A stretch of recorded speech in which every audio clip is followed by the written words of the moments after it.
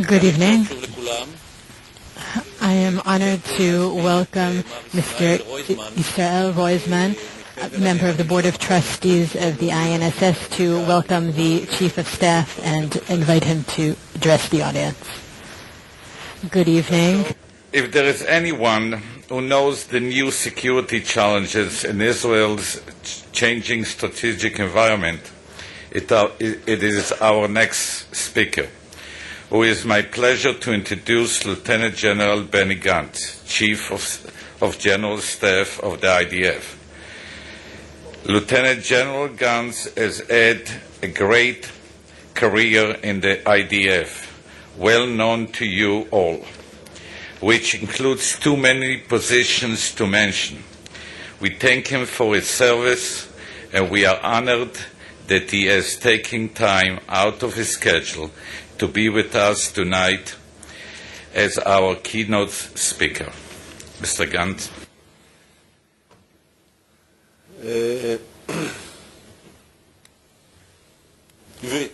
I'll speak Hebrew. I'm very happy to be here this evening. I realized that over the course of the day, almost updated me in brief that you spoke about the budget and the different challenges and involvement and integrating the ultra-Orthodox community in the military. These are two topics that discussing guarantees long-term employment. So I won't refer to that issue directly. My brief summary that I originally intended to be brief, and it will be especially brief because of the time. Now it's even more important for it to be short. I want this to be an opening for the conference tomorrow that will deal with topics with different strategic issues, not only topics that you discussed today. I want to make a quick review of quick summary of the highlights of regional security. A few words about our future objectives, and I want to present the important points as I understand them. There will be in-depth reviews tomorrow, both related to intelligence and the multi-year IDF plans by the Chief of Research, and I think that after you hear me and you hear them, you will have a more general picture of, and I would like to talk about one dimension that related to international cooperation that I think is important that we discuss. First and foremost, I think that it is crucial to discuss the serious threats that we face and that we will continue to face in the near future. The greatest challenge is the Iranian issue.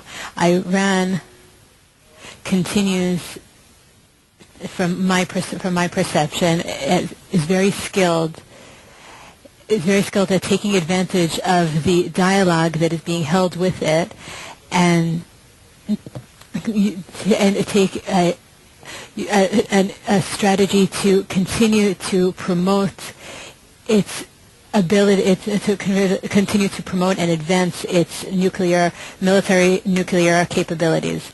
Alongside this, in addition to this process, which has quite a few impacts, there are the sanctions that have been imposed on Iran in the international arena, and the pressure that has been placed upon them that will lead us to make a decision and lead us to change. I think that these efforts are very, very important. I think that Iran is aspiring to regional hegemony, and when we look at the map of the world, and I'm sure Itai will go into that in more depth, in any place that They are involved. The capabilities are much more widespread than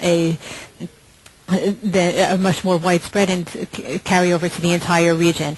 Iran is not only an existential threat, but it has the ability to influence its vicinity.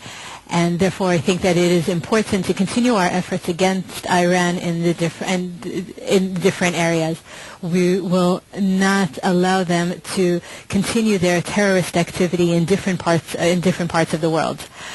One of our central focuses over the next year and in general is the Iranian issue and all of its aspects. In the east, we have Syria. Syria is an area of instability, of growing instability. All that is related to the Syrian disengagement after 40 years of a stable border with Syria reflects the ability of our abilities for coexistence with Syria, but the instability of Assad's regime has caused that stability to begin to disappear. The instability is continuing to increase. Iran and Hezbollah are involved up to their necks in their attempt to maintain Assad's regime, and the preparations that they are making for the future that they are doing. They're working well together, and they're making combined efforts. They also enjoy substantial Russian support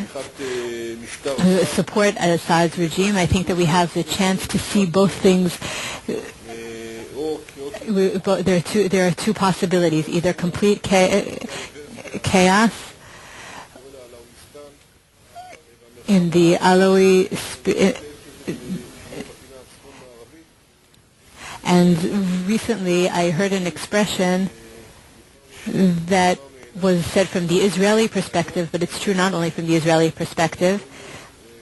It is called Afghanikan, which is a play on words of Afghanistan, but here. And I think that Afghanikan, this concept is very serious because it represents terrorism in that region. It's a strategic step that can lead not only to instability, but can also have strategic effect, very negative strategic impacts. We are not waiting for that future to arrive. We are making preparations for it, but we have been making preparations for over a year, both operationally in the Golan Heights, and intelligence collection and weapons and equipment. We are making all preparations possible for the future, and that stable region that had been stable for many years is rapidly becoming less stable and may lead to terrorism on our borders, and we have to be prepared. Lebanon, compared to Syria, seems more stable than it really is, more quieter than it really is. Even though we have criticized ourselves sometimes justly for our performance in 2006, we cannot avoid responsibility for the impact of that war. 7 years have passed. These have been 7 very quiet years in which our deterrence has been proved.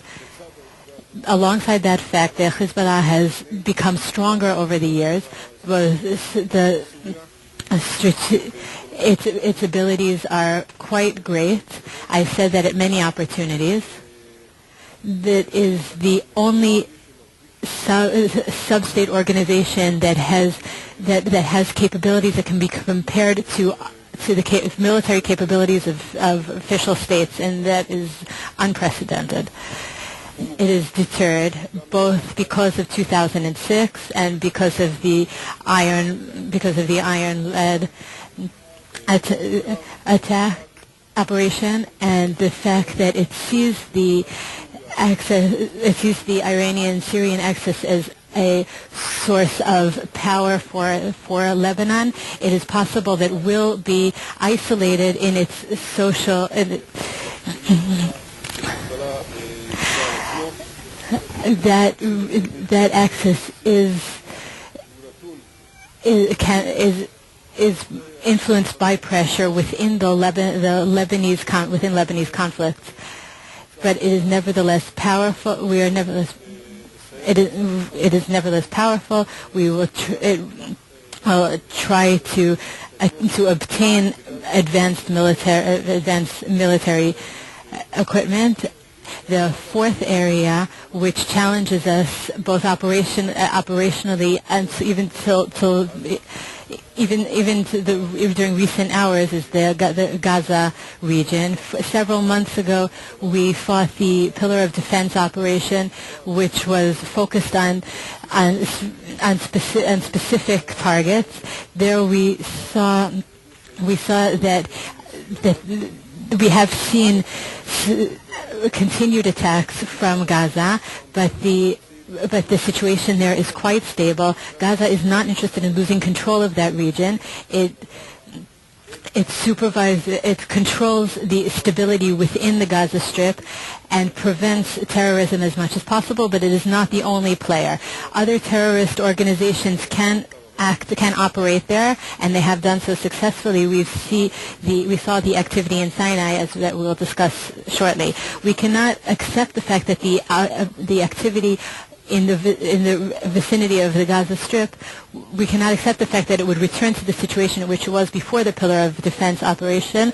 We will have to maintain the proper balance between retaliation and restraint, but our only interest in the Gaza Strip is that there would be is quiet. If it's not quiet from that direction, then we'll make sure it's very unquiet, and we will act in many ways in order to enhance our deterrence.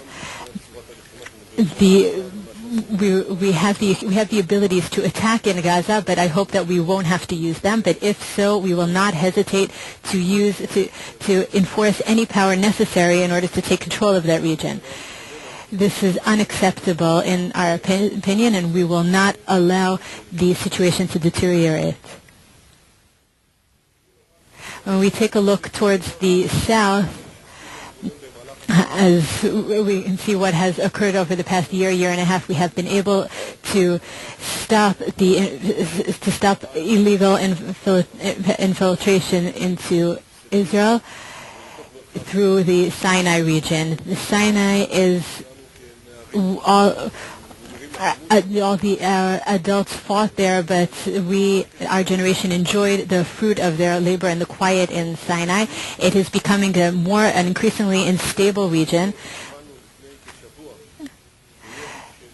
Just last week, two rockets were fired at Eilat. There were other incidents that will be investigated, that will be discussed tomorrow.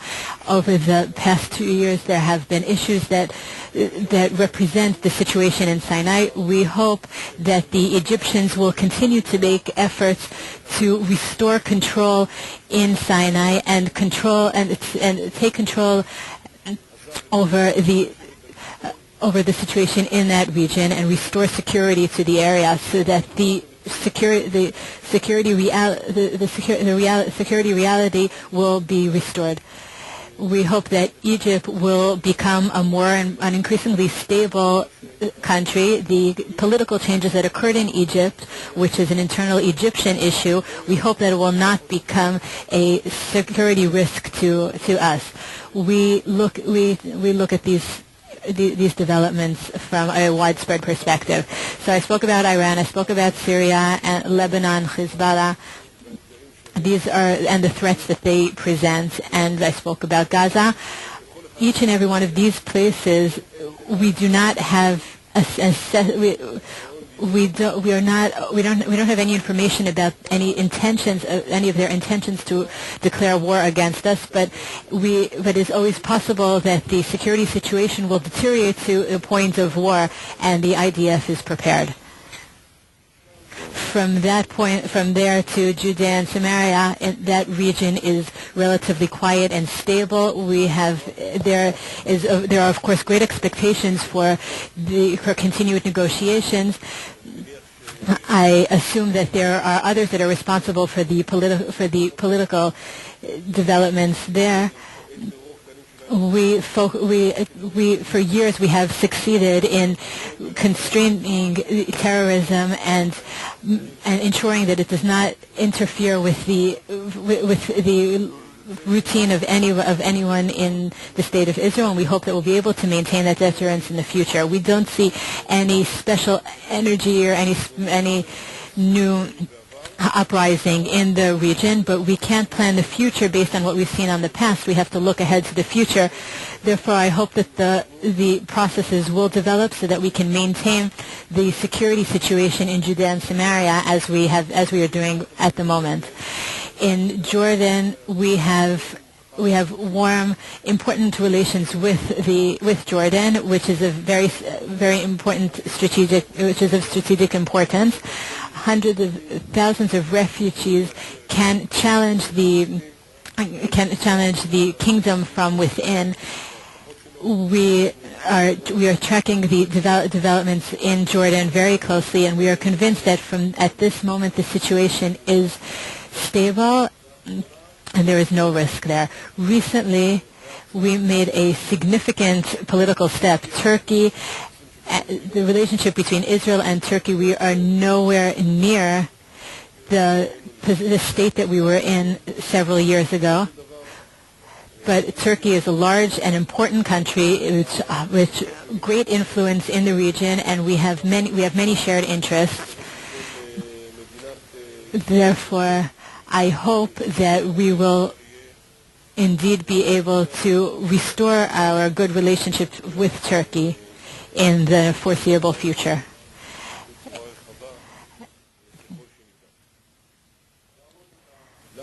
To summarize this whole topic that I've discussed, the entire strategic circumstances that we live in, with the inner circle, the relatively stable inner circle, and the outer circle is very unstable, whether it's the civil wars in Syria and its impact on Lebanon and developments in the Sinai region and its vicinity. Right now there are no developments, no significance in Iran.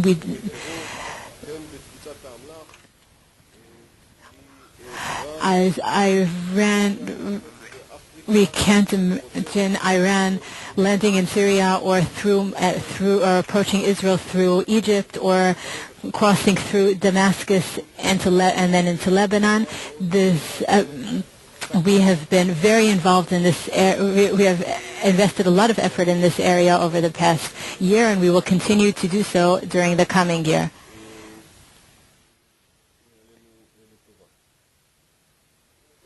I would like to say a few words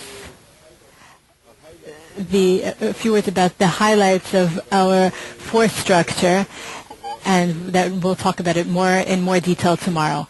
I first of all would like to give ourselves a good score for military plans, and I hope we don't have to make other types of plans. Since we are calling for equality in Israel, and we cannot proceed with our plan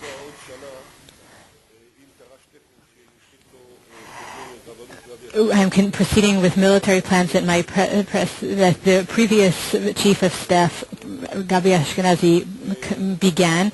We're replanning. We're making new plans that we will discuss in more depth tomorrow. We have maintained the plans that began, and what the processes that could be continued we did, but anything else was not. We hope that the political level will continue what we have begun.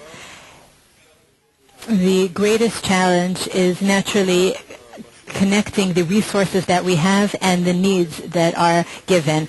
I hope that in the end we will reach an understanding and a comprehensive view, not a hysterical approach, but a very responsible approach to the interaction that is necessary to combine the resources that we have and our needs in order to realize our mission. We've seen that the challenges of the past don't fall upon us tomorrow in the next morning. We hope that in the future we won't see tanks rolling through the Golan Heights towards the Lake of Galilee. I can't see Hezbollah divisions attacking Israel. I can see rockets, but I don't see land infantry attacks. I see a military and land system that is prepared, that we can continue. We can see a situation. They will continue, and they will continuous fire on Israel. The Hezbollah will use its civilian population, will operate from within it. It did not suffice. We entered constructed, built-up areas, and we fought within the neighborhoods. Those are our estimations for Syria, and we are prepared for these type of battles in Syria and in the Gaza Strip.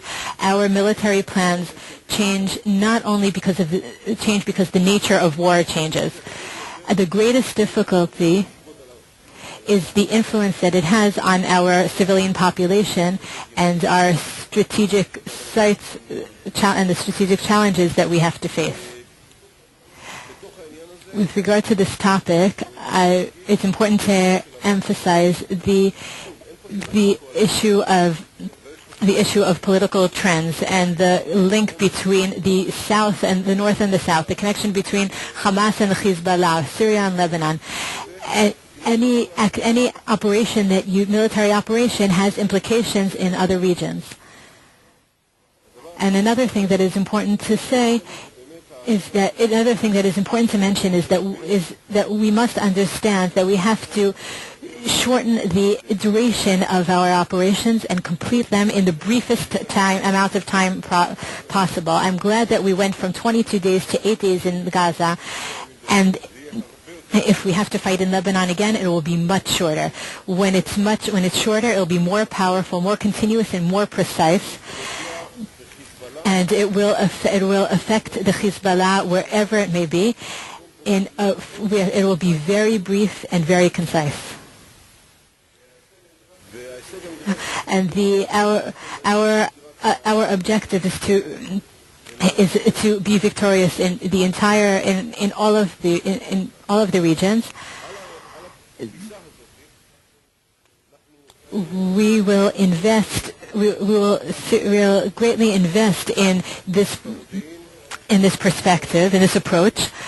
I won't go into detail here because it will take too long. But there is no doubt that in the period of time in which we exist, with the power that we have, the military power that we have, there is great value to the ability to focus the immense IDF military machine in the direction to which we can, in the proper direction. It has to be as effective and as precise as possible, whether through fire or through land maneuvers. This is a complex topic that has to be discussed in depth. Another area that is less conspicuous but is no less important is our connectivity, our ability to communicate, to connect all different aspects of the system. The ability to take an aircraft or a tank or a cannon, put them together in one place in a way that their operational effectivity will drastically increase. With having excellent intelligence capabilities and excellent communication capabilities, we will enhance our offensive capabilities in land, sea, or air, in any region, any area that you can imagine. We have to guarantee our ability to maneuver freely, and of course Hezbollah is attempting to take control, to develop their own advanced warfare, and they make every effort to prevent these developments. We will not settle for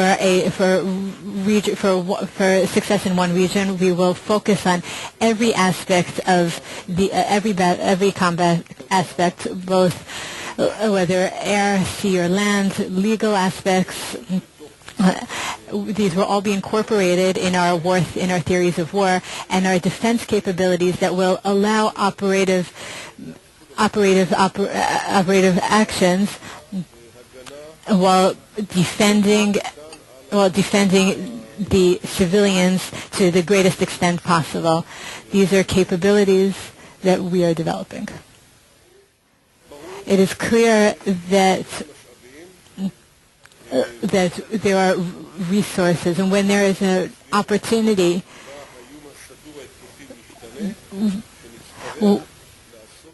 when we have to make the correct reforms and the necessary changes at the right point of time, and take advantage of the strategic opportunity and suit our actions and our maneuvers to the situation.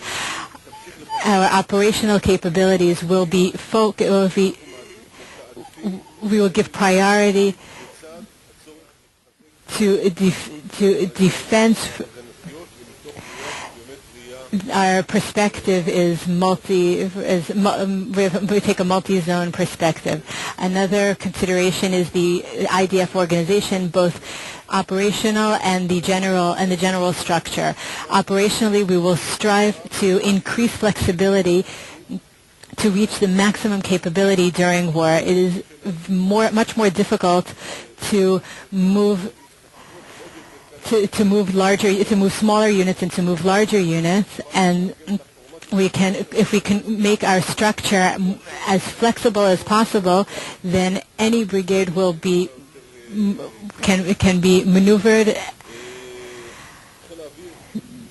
The Air Force and Amman, the Air Force and intelligence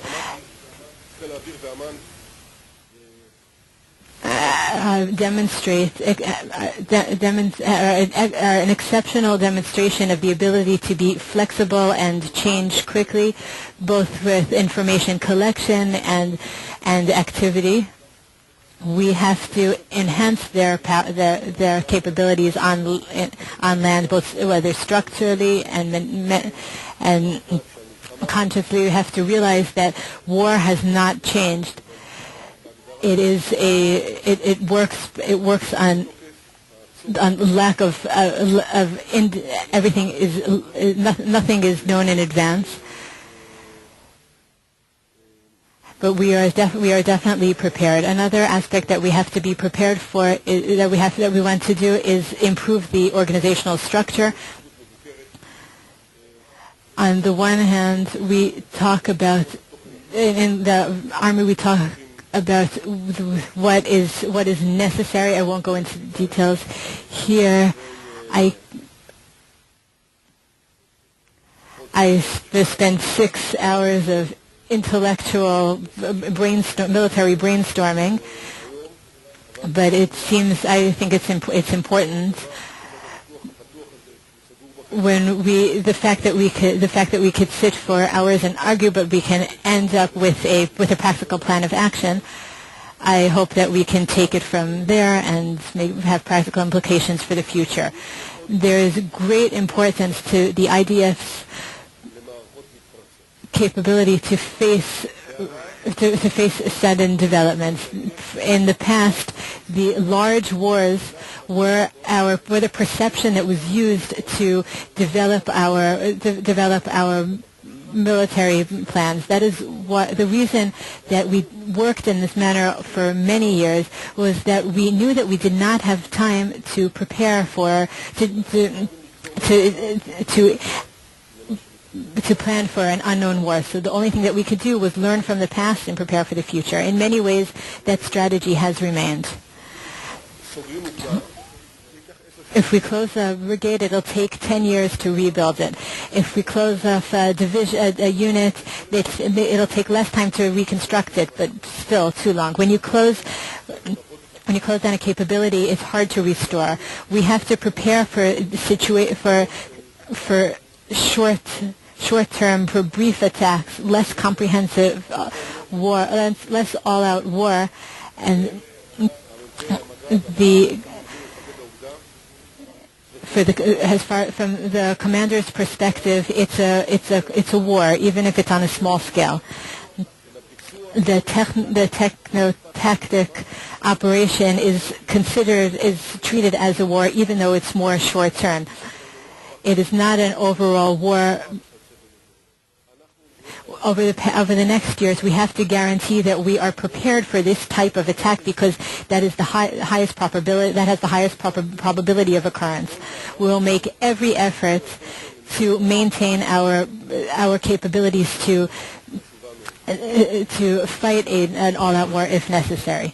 I use the terms routine, and I often talk about routine and emergency. Emergency is short battles that can surprise us, and war is all-out war that we are familiar with. We have to invest in intelligence and improve our capabilities on the borders, because each of our borders is vulnerable, can become vulnerable at any time, and we have to do everything that possible maintain routine in order to be able to handle small situations before they develop into large problems. It is not always possible. Sometimes it's impossible. But whenever possible, and there were such incidents, the right thing to do is to be able to resolve them. So, to summarize the directions that we are taking, I would like to emphasize the resources that we have and our needs. We have to guarantee our military capabilities and our perceptual and mental preparedness and be able to protect our civilian population. And I hope that over the coming years we'll be able to take advantage of the small window of opportunity in which there is little chance of all-out war and make the changes that are necessary. The final point I'd like to make has to do with our security perception. This is a long-term, we have had this perception for many years. We are basing it on deterrence, on the ability to take decisive action, and also on some informal aspects, and I think these are done in the right ratios, but each and every one of these components is challenged, because deterrence is challenged because how can you deter a terrorist organization? And it is challenged because it's not just a matter of big wars. The matter of decisiveness is also a big question always, and the component of defense has really changed direction over the years, because it's not just an operative defense, it is also defending the home front as well. As you probably know, we don't wait for the war to take place. We do our best to cope with the various challenges all the time. And Israel has to maintain its ability to take action, to have autonomous action and proven action, especially in inner sub-issues such as Judea and Samaria and the Gaza Strip, especially with countries that we share a border with and with which we have had war before, and I hope we do not have war with again, and with threats such as Iran or even further challenges, more distant challenges, those that are basically threatening or potentially can threaten Israel and we really should do our best to take autonomous action against these as required. And in practice, it is very difficult for me to see any other place that we cannot reach, even in these areas. If tomorrow, say, there will be a challenge in Antarctica, we'll have to see what happens. But if it is in a more immediate vicinity, I am sure that we will be able to reach that place. And yet, when we talk today about terrorist challenges, about challenges that have to do with proliferation of arms, with challenges that have to do with terrorist bases in various places, and the influence that many of these incidents taking place have, then it is very important to collaborate with the international community wherever we can. And places that are easy to talk about, Israel contributes its efforts, and sometimes things happen, disasters happen, such as Haiti, so we don't go there because we want to show that we're there. We think that we can really help out. But aside from those aspects, I think that anything that has to do with the operational and pseudo-operational realms, we really should collaborate with the international community. When we look at Syria, for example, without a doubt, the challenge that the future Syrian expanse, whatever it will look like, I don't know what this country will look like, whether it really will be Syria, Alawistan, or will it be Afghanistan, I don't know. Call it what you will. But at the end of the day, Turkey, Iraq, Jordan, Israel, and the entire world shares an interest in this area. And wherever we can, we should collaborate in these matters with the international community, because this is a front, if you will, for Eastern Europe and so forth. To what extent can we collaborate in terms of smuggling weapons between Judea and Samaria, between Africa and the Gaza Strip, everything that has to do with collaborating with other countries and other organizations? These are things that we really should press forward with in a world of knowledge, in a world of smuggling, weapon smuggling. The cyber world that is, you just press enter and you're in a completely different continent.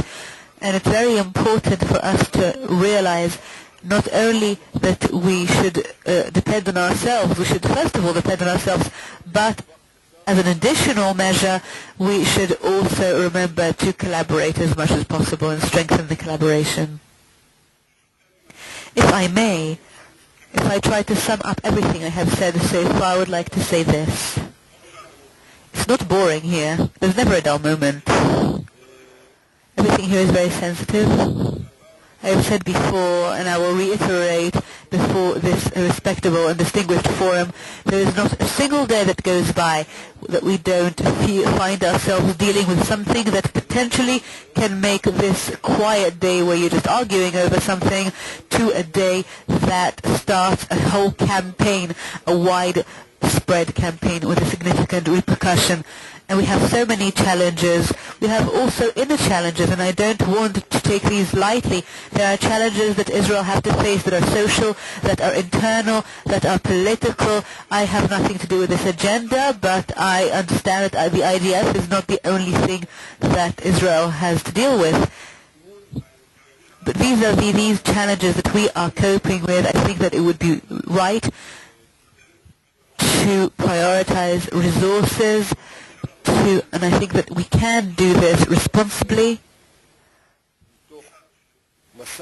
through collaboration, through understanding the mutual goals between us and all of our partners and allies and also our colleagues in the other ministries, and to provide the correct response for the long term. And I think that we will be able to direct things that way, and I think that I will hope that we find the way to broaden the collaboration wherever that's possible, that we'll be strong enough, and I believe that we will be strong enough to ensure that we have autonomous action available to us wherever. I hope that this next year, we have just celebrated some holidays. I hope the next year will be the best possible. Maybe we'll be frustrated professionally, but I'll be really happy if we have some peace and quiet, socially, civil, and in terms of my private family. So I hope we'll have safety. Thank you very much.